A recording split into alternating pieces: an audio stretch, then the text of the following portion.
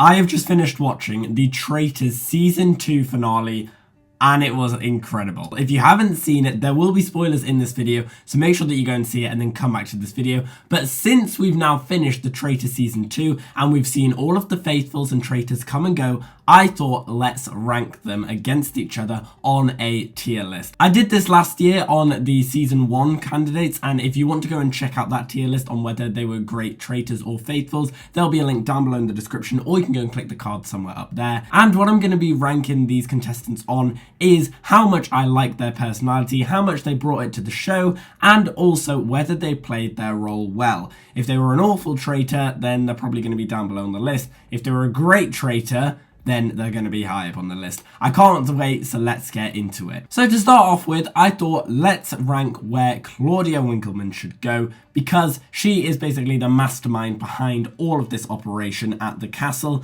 and you just can't beat Claudia. In this series, she was brilliant. She would always just come up with some great lines and was brilliant on the missions. I loved every time in the morning when she would come for breakfast and basically give everyone death looks. It was hilarious. And at the end, when she finally is with Harry and Harry is the final traitor, it's such an amazing moment. I absolutely love it. So for that reason, Claudia is obviously going to go in the S tier. Next we have Aubrey, who was the first person to be murdered. Now, obviously, if you're murdered within the first episode, then it's going to be hard for you to get high up on the tier list because we didn't get much time to see you. However, there was just something off about Aubrey. I really didn't like his vibe, his personality, and to be honest, I'm kind of glad that they killed him off straight away, because if he had lasted any more episodes in, then he would have just started to get annoying. He reminded me very much of John from last season, and I really hated John. So for that reason, I'm going to put Aubrey down below in the D column. Nothing personal, he wasn't in for long, and he wasn't very good. Next, we've got Sonia, the first person to be banished. I thought she was fine, like she didn't really add anything, and again, quite early on, so didn't really have much time to. So I'm going to put her in the C column. Next, we have Brian. Now, Brian is a really weird one because he literally had not spoken at all throughout the entire first few episodes, and then randomly one day on a round table, he decided to basically make himself look like a traitor by just messing up in everything. He randomly just starts accusing himself almost, and it's a really weird scene and it was really funny to watch. Personally, I don't really have much to say about him. I do think he's quite dumb at being a faithful, and so for that reason, I think he's going to go in the C tier. Next, we've got Kyra. I didn't really have anything to say about Kyra. She's fine. She got murdered. Didn't really have much to do. So probably like B tier. Like, she's fine, but nothing special. Next, we have Ash. Now, Ash is an interesting one because she was the first traitor to be banished, and she was one of the original traitors. And I think Ash kind of had a bit of a hard game because she had Miles, Paul, and Harry all completely against her. There was no way they were going to let her keep in, and she got banished quite early. And to be fair, she wasn't that good of a traitor, and I didn't really like her as a person either. She's like fine, but as a traitor, you could just tell she was like struggling under that pressure. And then when she decided to basically play into Paul's plan of being sent to the dungeons as a traitor, it made her look even more guilty. So for that reason, I think Ash is probably going to go in the B tier. Like, I felt a bit sorry for her, but at the same time, she was just such a bad traitor. Next, we have Meg. Meg, I quite liked. However, she didn't really have much time on screen. I think if she'd have lasted a few more episodes, then she would have been probably maybe A tier. I quite liked some of the theories that she was doing. But unfortunately, she just looked really guilty a lot of the time. So as a faithful, didn't really play it very well, so I'm probably going to put it in the B tier. Next, we have Johnny. Now, I know loads of people absolutely love Johnny. Harry especially did, and I think it was really cool when Johnny unfortunately did get banished, that it was Harry who went off and cried, and I think he really started to see just how much of being a traitor can actually hit you.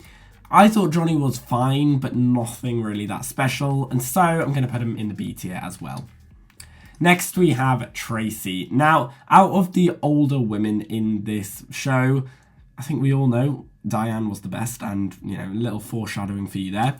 But Sonia and Tracy, I didn't really get them. I really didn't like them. And Tracy was kind of annoying because she gave me very much like Karen vibes of just, oh, I know everything, listen to me, you know, I knew this was wrong. And yet she was always wrong. So I'm gonna have to put her in the C tier. I just really didn't like her. I just thought she's not that great. Next, we've got Anthony. I didn't really know what to think about Anthony because he basically kind of did look guilty throughout a lot of it, but he also had some good points to back him up as well. And basically everyone was just against him constantly. He had pretty much a hard run.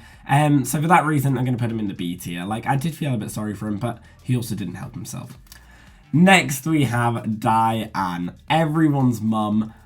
Just brilliant. Like, sorry, Claudia, above you. S tier. I loved Diane, and I thought if anyone was going to be at their own funeral, I'm so glad that it was Diane. It's such a shame that she did get killed off, but I loved how when eventually she did have to leave, she went out in style. And I loved the dynamic between her and Ross. I thought that was a great add-on. It would have been more interesting maybe later on if Ross had effectively avenged her, but he didn't, and I just think she was such a great presence. She was hilarious. Everyone was rooting for her. The memes that have came out from Diane is hilarious, and I just think she was such a great player and kind of just shows why the Traitor is so good, because it takes these ordinary people rather than celebrities, and you can't get much more ordinary than what Diane was. She was amazing. Absolutely loved her. Next, we have Miles. Now, Miles did grow on me. At first, I wasn't really a big fan of him. He, of course, was faithful at the start and then got recruited as a traitor as one of the original 4. And he was quite sneaky. He was quite sneaky and didn't really go under anyone's radar until Diane had been killed. And then he went under everyone's radar. And it was such a good move by Paul. I love that little clip that they show of when the Banished and the Murdered meet. And you can see Miles and Diane meeting and Diane realizing that Miles was a traitor. That is hilarious. I do think Miles was quite a good traitor. And so for that reason, I think I'm going to put him in the A tier. I quite liked him. And I think, yeah, he grew on me. Next, we have Charlie. I feel like if Charlie had gotten a bit more to say, then I would have liked her more. The issue was, she was there, she was fine, and that's really about it. Like, she didn't really have anything massive going for her or against her, which is the reason why she got murdered. Like, there was no suspicions over whether she was a faithful or a traitor. She was just like another team player. And so for that reason, kind of average, we're going to put her in the B tier. Oh, here we go. Paul. Now, at the beginning of the show, I would have put Paul in the S tier, and to be honest, I thought he was an amazing traitor. However, after Diane got killed, I mean, he just began getting really, really cocky, and it started to even annoy me a bit, and he basically turned into this massive villain arc, not just for the Faithfuls, but for the other traitors as well. And I loved how Harry managed to vote him out. That was brilliant, and the shocked look on everyone's faces when they realised that Paul was a traitor. I mean, this guy can act. He started randomly crying to make him look like a Faithful. He really committed to the part, but he got a bit too over his head and ended up just being really, really cocky and very much a villainous arc. So I'm glad he got taken down, and so for that reason, I think I'm going to put him in the A tier. Next, we have Charlotte. She was good. I feel like she probably came out of her shell as the later on episodes came. At the start, she wasn't really that much present, and I kind of liked her, but again, it's kind of similar to Charlie, quite average, so I'm going to put it in the B tier. Next, we have Ross. Of course, son of the mother Diane, and Ross was just brilliant. That moment, the iconic moment when he breaks the fourth wall and everyone's saying, no, Diane was my mum, Diane was my mum, and he goes, no, she was my mum, and winks at the camera. You don't understand how many times I've watched that. It is hilarious. The amount of times when he would make sarky comments about his mum whilst Diane was there was such great TV. It was hilarious. And Ross was quite a good faithful as well. I think the issue was when he turned into a traitor, that was his downfall. I do think he should have been a bit more strategic in avenging Diane, and I think if he had managed to overturn Harry and avenge Diane, it would have been incredible. But he just got a bit carried away, he was a bit weak as a traitor, and so for that reason, I think he's going to go in the A tier. Next we have Zach. I really didn't like Zach. I don't know what it was about him, but he just gave me the vibes of like, I know everything, everyone should listen to me, and I'm not a fan of that. So I'm going to put him in the C tier. Next we've got Jasmine. Was accused basically from the start to her very last day, and she lasted quite a while. Personally, I didn't really have any issues with her, but she didn't really bring anything either, so B tier.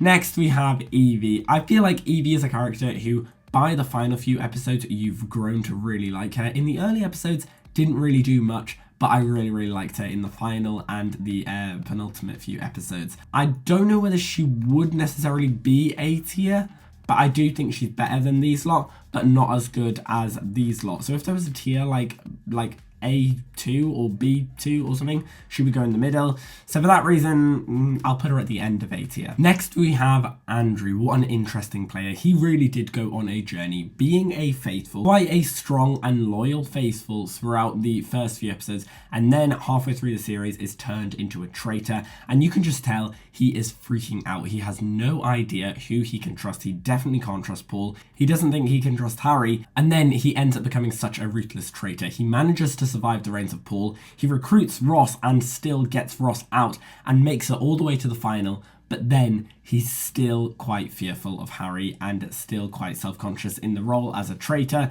And personally, I think with Harry at the reins, I really don't think he was ever going to win. And then at the very end, I feel like Harry would have split the money with Andrew, but Andrew just stupidly decided to just throw it all away. Kind of, I think, trying to repeat what Kieran did last year, but not doing it as effectively.